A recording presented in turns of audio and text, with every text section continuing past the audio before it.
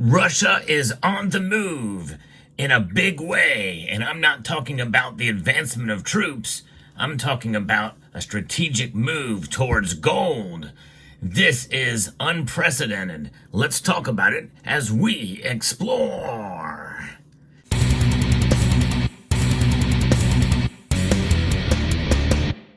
Major moves in the gold market have been occurring mainly by central banks, where Russia is stepping up its game in a big way. Russia will spend 8.2 billion rubles, that's about $92 million, every single day on gold in foreign currency from September the 6th through October the 4th, for a total of 172.9 billion rubles, or $1.9 billion, which is the country's finance ministry has announced just a few days ago. The amount of funds allocated for purchases of foreign currency and gold totals 172 billion rubles, the ministry said in a statement. Transactions will be carried out from September the 6th to October the 4th, 2024, respectively. Daily volume of purchases by foreign currency and gold will equal 8.2 billion rubles. This is according to Kitco News reporting this news. This is fascinating.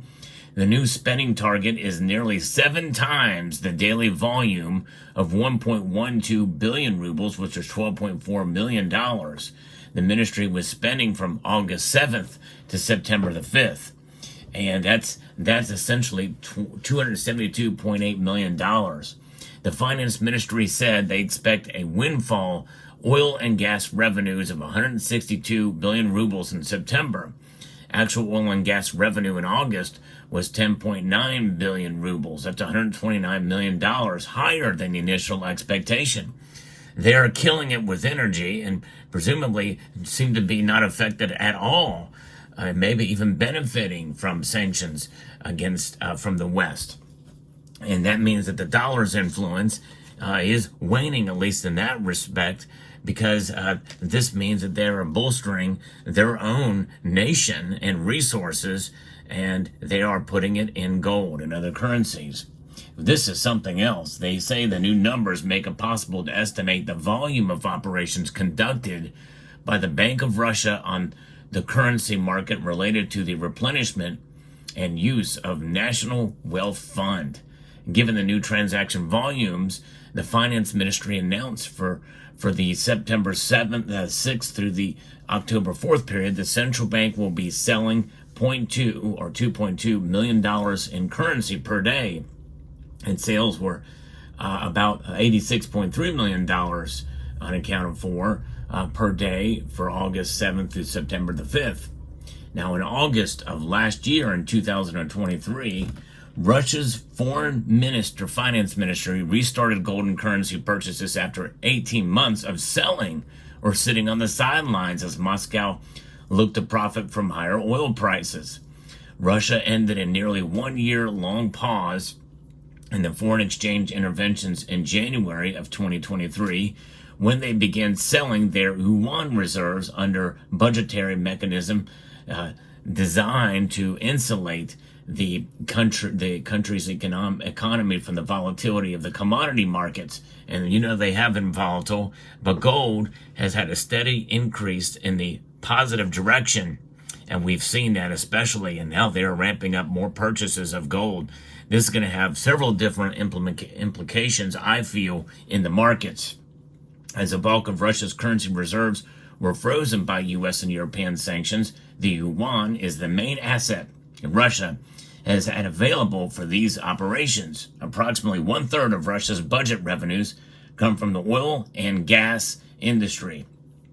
And so they are doing very well with oil and gas, for sure. Now, their crude oil is not the quality that we see coming from Saudi Arabia and the West. But nonetheless, it's enough that they're able to make trades and be able to make profits and be able to essentially protect themselves with gold. And that's what's going to be happening in other foreign currencies. It's been an amazing couple of years here, as we have witnessed since 2022, the invasion of Ukraine, and now Ukraine making incursions into Russian territory.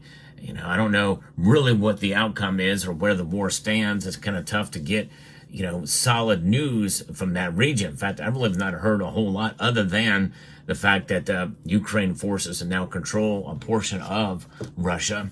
But other than that, it seems to be a stalemate. And with bombings happening and the like, and it's sad. I hate that this is occurring. I hope that some resolution can be made at some point in time.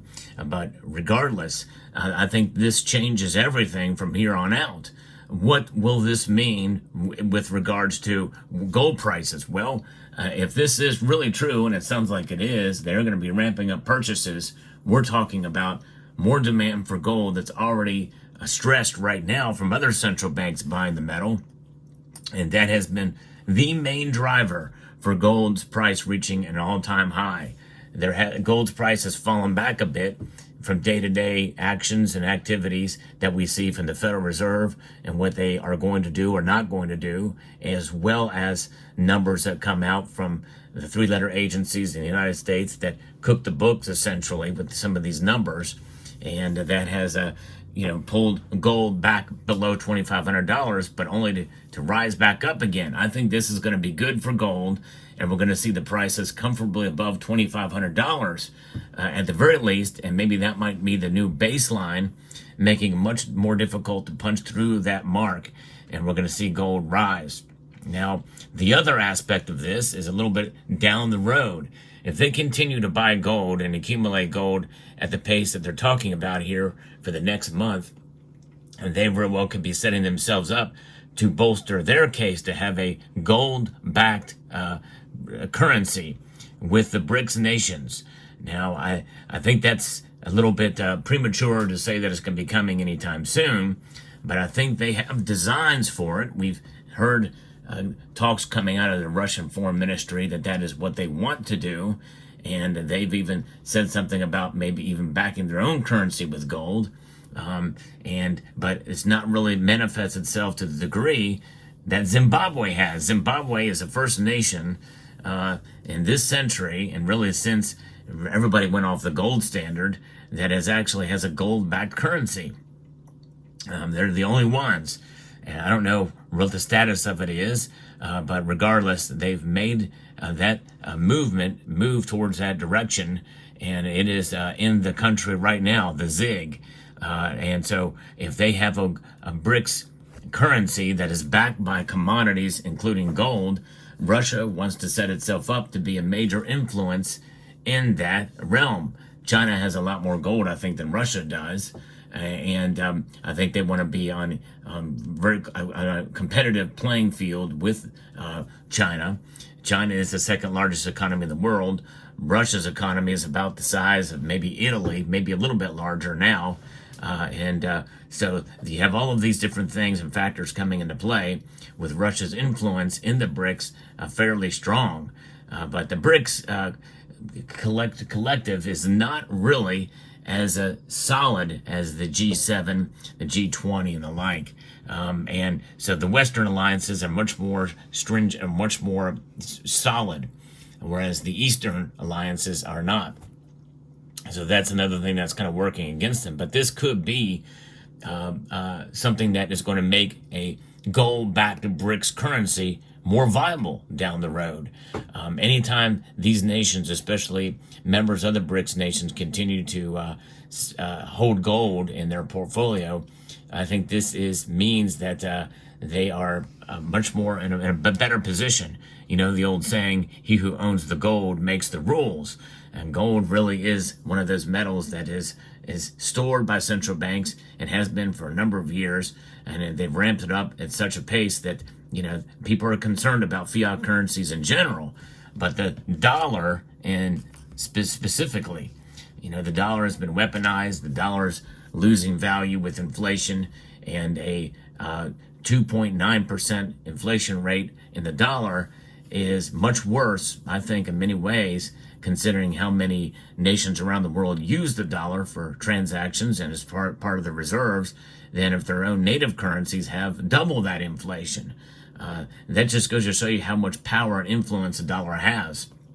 And that's going to be a tough thing to work against. And the dollar strength is pretty solid considering other currencies around the world are not doing so well. And so the only other option is to go to the tier 1 asset as marked by the Bank of International Settlements back in April of 2019. And they marked it as the top world, as on par and equal to cash gold is. And so that is what we're looking at here. And now with Russia ramping up their gold reserves here, this takes it to the next level, and it will be very fascinating to see what goes from here. Now, several members of this community made me aware of this and found a good article here from Kitco that discusses this, and this is something that I think we're going to continue to see play out, and I think it's going to do. I can't imagine it's going to hurt gold prices in any way, shape, or form as we head into the election season here. I think gold is setting itself up for a good run here as we continue to get closer to the election, and even after the election, as this multi-step process continues with Russia and gold. Let me know what your thoughts are down in the comment section below. Hope you found this video informative, insightful, and educational. Would like to extend a multitude of gratitude to each and every one of you for taking the time to watch, and to encourage you to please rate, share, comment, and subscribe.